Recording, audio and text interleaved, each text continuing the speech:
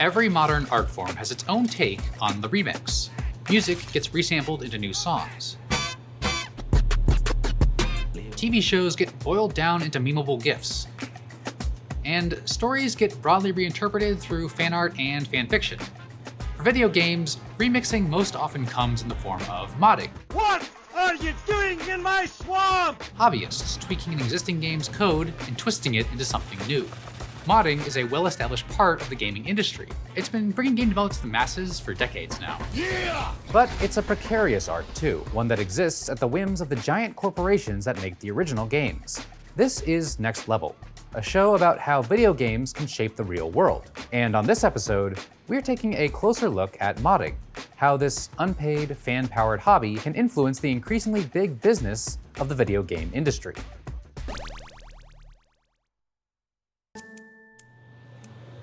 Even if you've never personally dropped out of a battle bus, you've probably at least heard about Fortnite.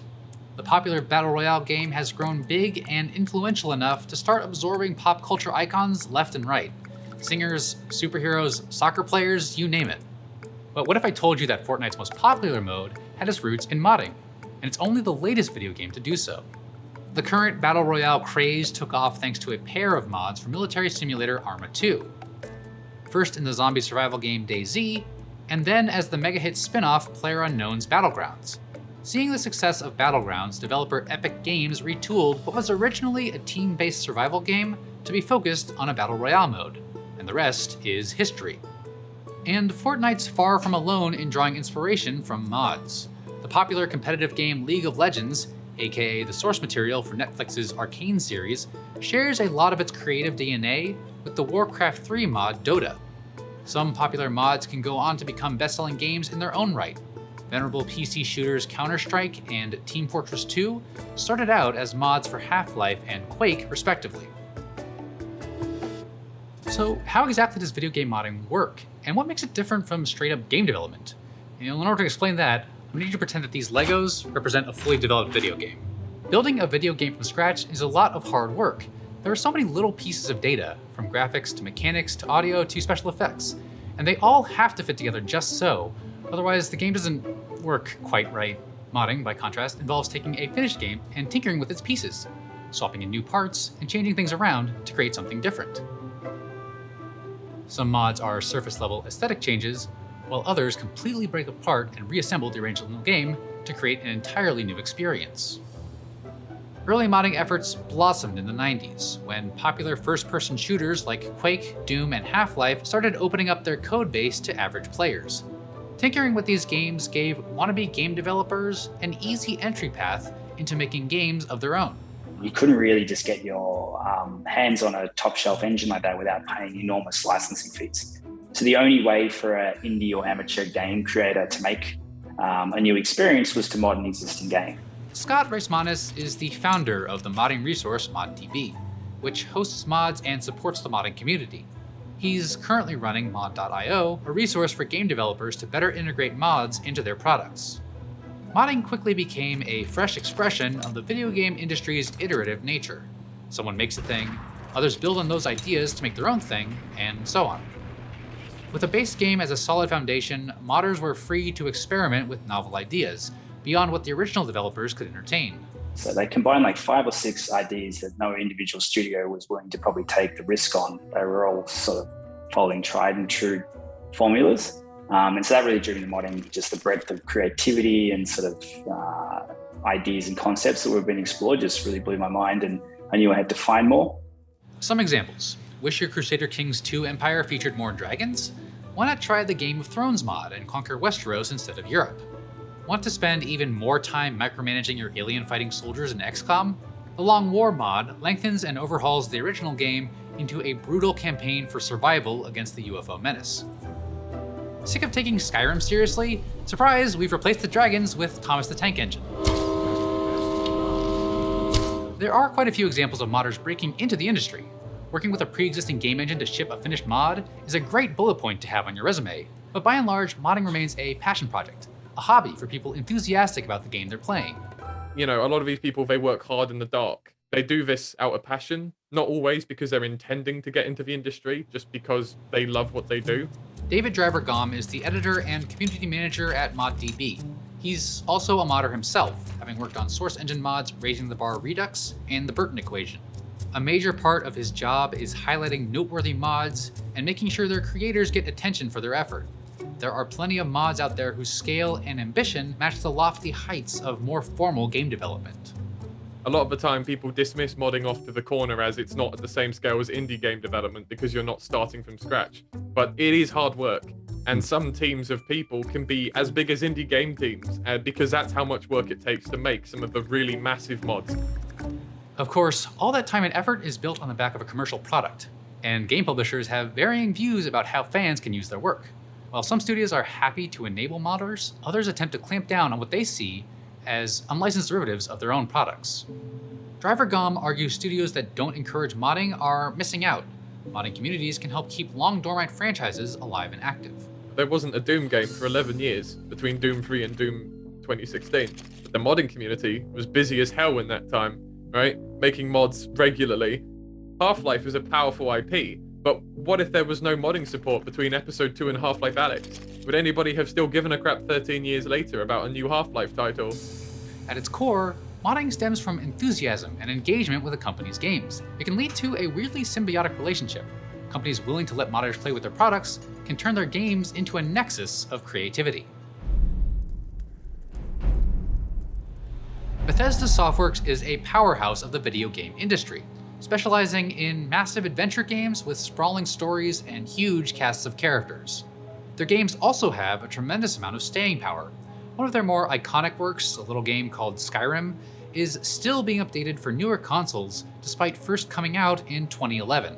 One reason these games are so popular is their extensive modding community. Many of Bethesda's titles, including Skyrim, have attracted dedicated modding communities that can take the base game to new levels. When I was playing Skyrim at one point, I had a house mod that I just kind of liked, and it had its own kind of display system, and I thought, I can improve this. Modder Ice Cream Assassin started his Skyrim mod, Legacy of the Dragonborn, as a way for players to show off the cool items they collected during their adventures in the fictional land of Tamriel. I, made a little museum for all of the stuff in the base game. Just decided just for fun to put it up on Nexus and share it and, let people try it out and see what they think. And it just kind of became a ongoing project for the last almost 8 years now.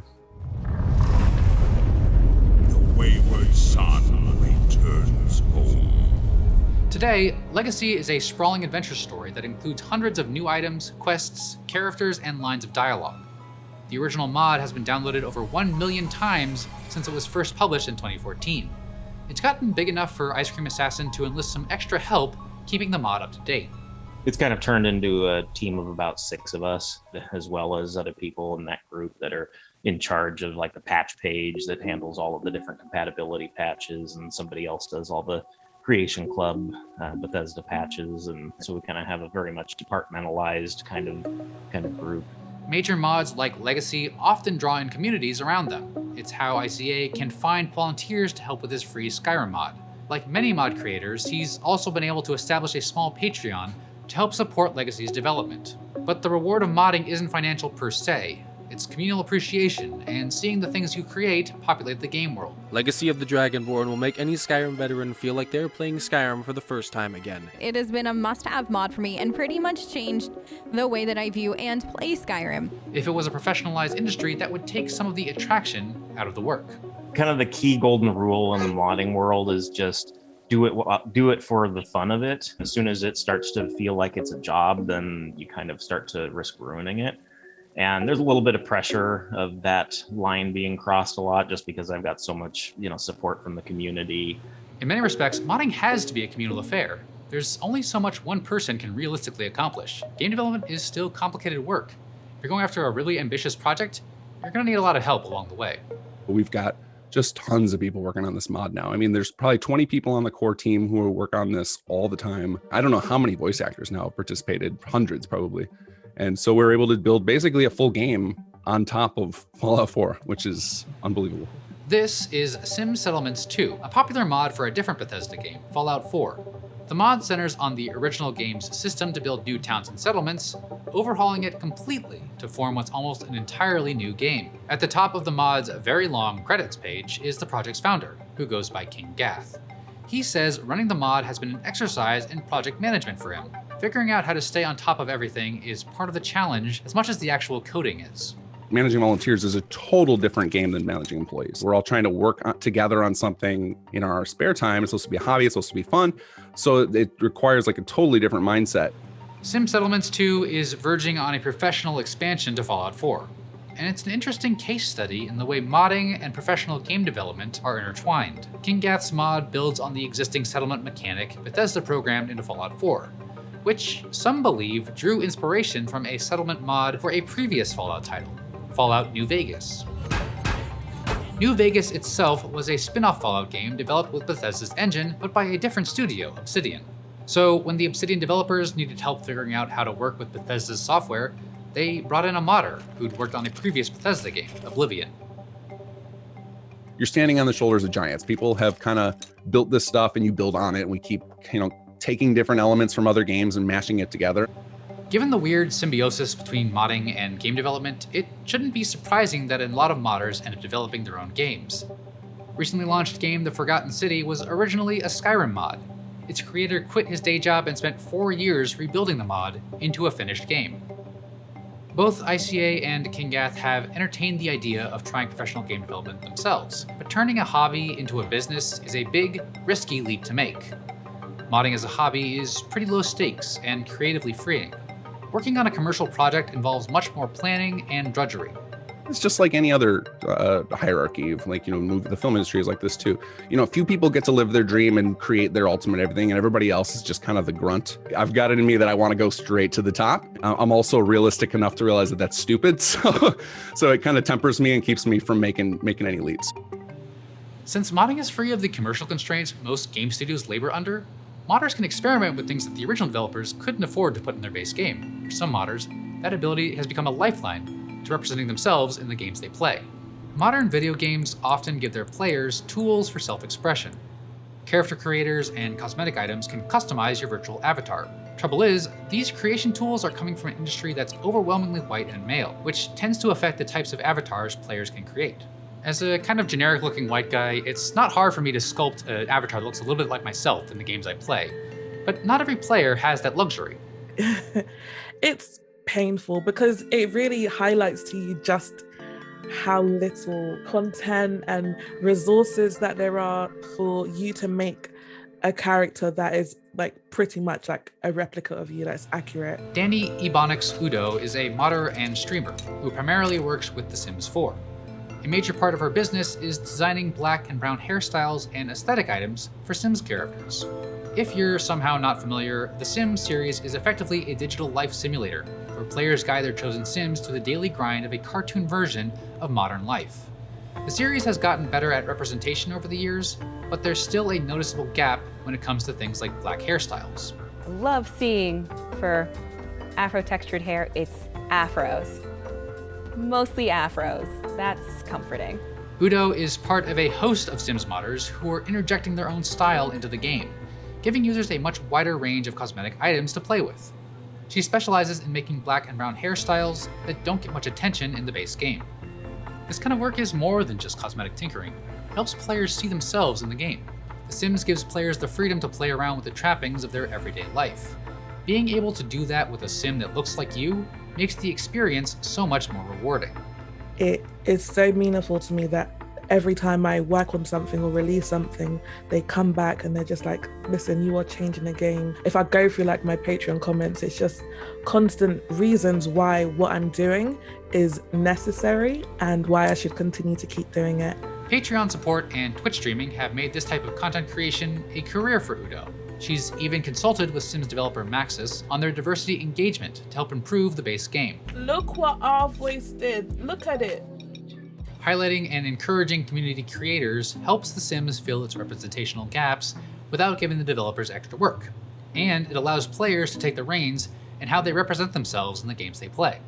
At the end of the day, Maxis and EA have their own, they have to do this and it has to sit in this box of approval, whereas the community has free reign over what they want to create. But there's only so much modders can do to alter a game's content. They're still just editing an existing product after all. When it comes to representation that requires more in-depth changes, a lack of official support can become very noticeable. On the one hand, I love the agency that the modding provides for the players, but at some point, it's too much of a burden, especially for some very basic things. Shelley Jones is a professor at SUNY who studies representation in games. One of her areas of focus is on disability representation in games, which The Sims doesn't really do on its own. Things like mobility aids or chronic conditions aren't available in the default Sims experience.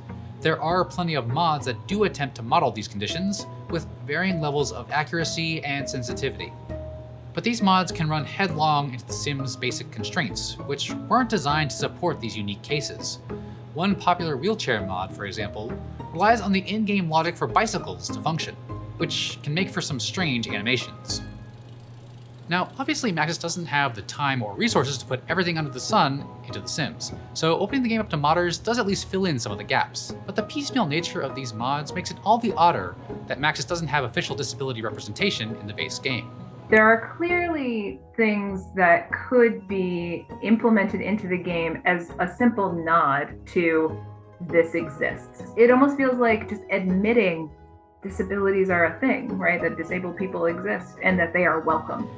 Modding can be a powerful force for representation, but it's not a silver bullet that studios can rely on. And that's assuming studios are even willing to play ball with these modders in the first place. So there's something we haven't told you just yet. All this modding stuff, it's not technically legal, sort of. Video games are worth big bucks these days.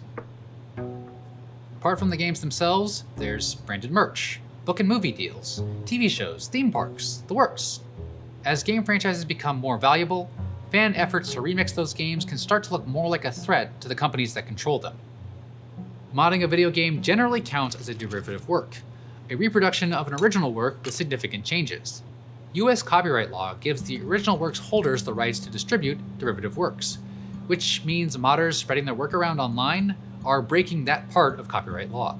It's pretty straightforward. If you're taking someone else's content, copyrighted content, and you are creating a derivative work, even if you're not making money from it, you are very, very likely to be in violation of US copyright law. David Hoppy is the founder of Gamma Law, a legal firm which works with video games and technology. The financial gain or the opportunity financial gain is part of the analysis, but it's certainly not the only factor. Game companies that maintain strict control over their intellectual property often view mods as impinging on their ability to make money off their work. Due to the vagaries of US IP law, companies that don't aggressively pursue copyright violations can sometimes lose the right to defend that IP from future violations.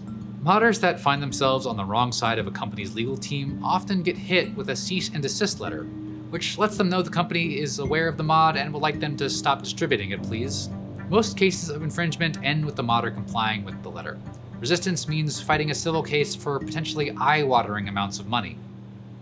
So the law is pretty unforgiving, but there's lots of companies out there that aren't eager to enforce it. They've got their own incentives to turn something of a blind eye to fan-made content. There's a balancing test internally that these companies have decided, we're willing to accept potential concern of overuse or misuse of our IP in exchange for, creating this new kind of engagement within the community. The result is a patchwork landscape. While some studios encourage fan-made content, others clamp down on any infringing material they can find. One studio that takes an especially hard line is also one of the most well-known, Nintendo. The company owns a lot of beloved franchises: Mario, Zelda, Pokemon, Metroid, and much more. These franchises attract a lot of fans who want to create similar works, but those works are often aggressively taken down by Nintendo once they see the light of day. We spoke to one developer who worked on the fan game of one of Nintendo's franchises for years, only to be faced with a cease and desist soon after its release, forcing them to stop actively distributing their work. They've asked to remain anonymous for this story. The developer admits that their passion for the franchise is what got the project off the ground in the first place. Its team wouldn't have devoted so much effort to it if it wasn't for their collective enthusiasm for Nintendo's games. The only reason people will work for free is because it's something that they understand and it's fan art. It can't exist without the original work. It's the oxygen that fuels the fire of creativity, even if it's also slowly killing us, just like oxygen. But the iconic nature of these franchises is what makes them valuable to Nintendo, and the company is very careful about who they allow to wield that power. Fan games like this often attract an enormous amount of attention and enthusiasm after release, only for a cease and desist letter to shut everything down. The developer we spoke to was forced to stop distributing their game and disavow working on the project. They told us it caused them to step away from the franchise in question for a few months, but ultimately they understood why Nintendo went after the project. So much of Nintendo is in their IP. Imagine Nintendo without Mario, without Zelda. There's more of a drive to make fan games about Nintendo properties because these characters have so much resonance with people, and that's why they have to be more fastidious about protecting it. It's not an ideal situation for anyone. Companies looking to protect their work have to go after their own fans, while modders working with litigious brands live in fear of being shut down. But some things are starting to change. More and more studios are starting to tap into player creativity on their own terms. Mega-hit games like Roblox and Minecraft are essentially creative sandboxes, relying on the constructions of their users to keep their players engaged and invested. Plenty of other games ship with level editors or other player tools. Even the super litigious Nintendo has embraced user-generated content for its Mario Maker series. Big studios like Riot Games and Blizzard have tried to harness fan creativity by carving out space for user-generated content in their terms of use agreements. There are also newer systems like the Steam Workshop, which lets developers add mod support throughout the same storefront they sell their games on. None of this changes the logic of strict IP enforcement. Companies are always going to want to protect their intellectual property. But an active fan base that's constantly creating new content for your franchise is a valuable thing to have, and that's something modders can definitely provide. Mods are an important part of video games history. They've sparked new trends, kickstarted gaming careers, and given players the tools to express themselves in their favorite games. The games industry is always changing fast, and the role modding plays within it is constantly changing too. Even today, simple experiments and additions from modding are still blossoming into fads that sweep through the gaming world like wildfire.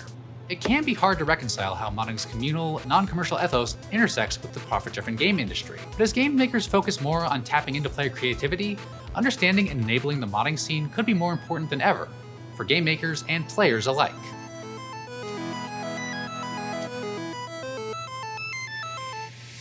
What have I done?